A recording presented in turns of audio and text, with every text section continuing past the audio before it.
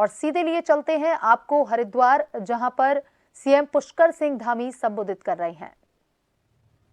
आपस में भाईचारे के साथ सच्चे रूप से धर्म के मार्ग पर चलने का यह आज का दिन है, जिस दिन को हम याद करते हैं।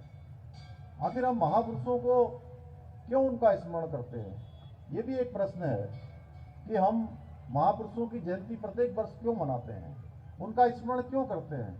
क्योंकि उन्होंने अपने जीवन में बहुत सारे ऐसे काम किए हैं, अपने को लगाया है, तिल तिल जलाया है और आने वाली पीढ़ियों के लिए, समाज के लिए, देश के लिए, धर्म के लिए बहुत सारा मार्ग वो छोड़कर गए हैं। भाइयों बहनों, संत रविदास जी सामाजिक समरसता और सद्भाव के मानवतावादी जो मूल्य थे उनके पुरोधा थे। उन्होंने हमको ये एक रास्ता दिया।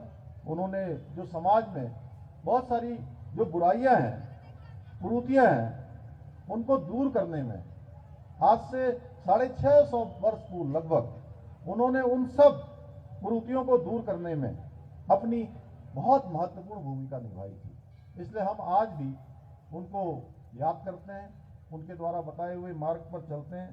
भाइयों बहनों, ये भारत का इतिहास रहा है कि जब भी देश को कोई जरूरत पड़ी है, जरूरत हुई है या आवश्यकता महसूस हुई है, तो किसी न किसी रूप में महापुरुषों ने, संतों ने हमारे देश के अंदर अपना जन्म लिया है।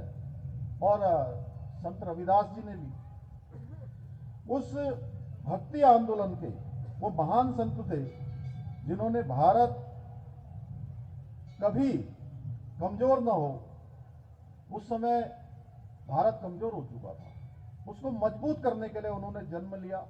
नई ऊर्जा समाज के अंदर भरी, देश के अंदर भरी। और रविदास जी ने समाज को जो आज़ादी का महत्व है, आज़ादी के महत्व को भी बताया और जो सामाजिक विभाजन है उसको भी एक समान लाने का काम उन्होंने किया। उस विभाजन को बांटने का काम भी संत शिरोमणि पूज्य गुरु रविदास जी महाराज ने किया। उन्होंने एक ऐसे समाज की कल्पना की थी जहां किसी प्रकार का लोभ, लालच, दुख, दरिद्रता, भेदभाव न हो, सब में समानता हो। और उनके बताए रास्तों पर चलते हुए आज भी जो उन्होंने तब बताया था उनको आज भी हम आत्मसात करें तो सुखी जीवन कैसे जिया जा सकता है, सुख कैसे प्राप्त किया जा सकता है। मन का सुख, तन का सुख, आत्मा का सुख, विचार का सुख, ये संत शिरोमणि जी के सूत्र अगर हम आज भी जीवन में अपनाएं तो हम ऐसे सुख को प्राप्त कर सकते हैं।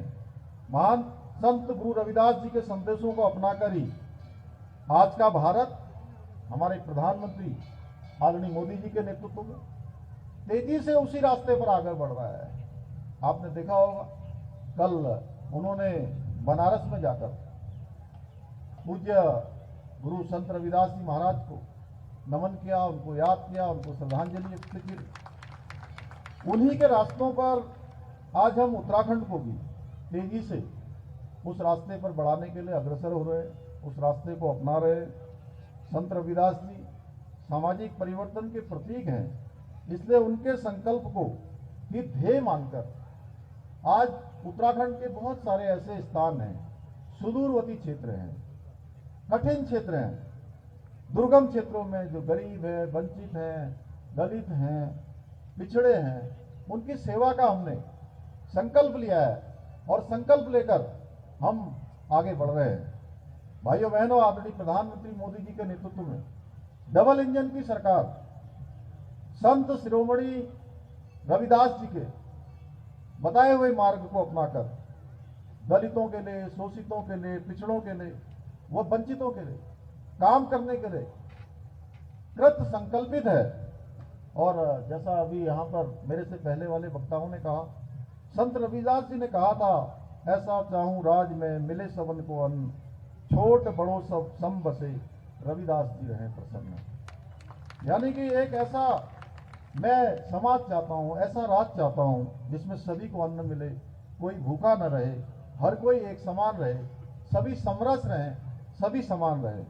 और उनके इस विचार को आत्मसात कर हमारे प्रधानमंत्री आदरणीय मोदी जी के नेतृत्व में जो अंत्योदय को ध्येय मानकर अंत्योदय के भाव को अपनाकर निरंतरता से काम हो रहे हैं और समाज के जो अंतिम छोर में खड़े हुए लोग हैं, जिन तक सरकार नहीं पहुंचती थी, शासन नहीं पहुंचता था, प्रशासन नहीं पहुंचता था, जहां तक सहायता ही नहीं पहुंचती थी, उन तक सहायता पहुंचाने का काम, देश के अंदर एक नया जिसको बोलते हैं कार्य संस्कृति, एक वर्क कल्चर लाने का काम किसी ने किया है तो हमारे देश के प्रधानमंत्री आदरणीय नरेंद्र मोदी जी ने किया है।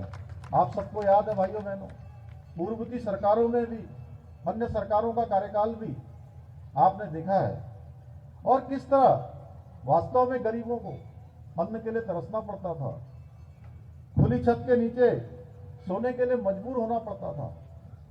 ये कोई मैं कह रहा हूं ऐसी बात नहीं है, ये हमारे आंकड़े कहते हैं, जिन लोगों ने देखा है, हम लोगों ने सब देखा है।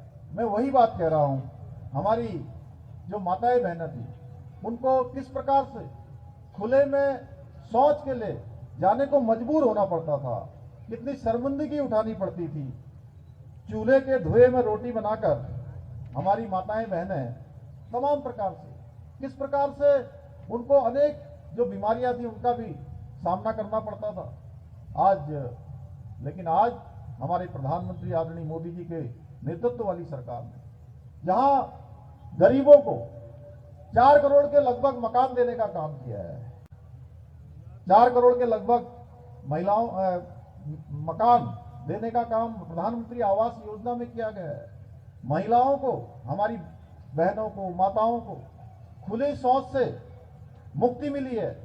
उज्ज्वला योजना के माध्यम से हमारी माताओं बहनों को धुएं से भी छुटकारा मिला है। इसके साथ साथ गरीबों को आज निःशुल्क इलाज मिल रहा है। आयुष्मान भारत योजना चली है, पूरे देश दुनिया की स्वास्थ्य के क्षेत्र में सबसे बड़ी योजना है आयुष्मान भारत योजना। देश आजादी के बाद इतने सालों तक कभी किसी ने नहीं सोचा कि गरीबों के लिए स्वास्थ्य के क्षेत्र में कोई गारंटी होनी चाहिए, कोई सुरक्षा का कवर होना चाहिए।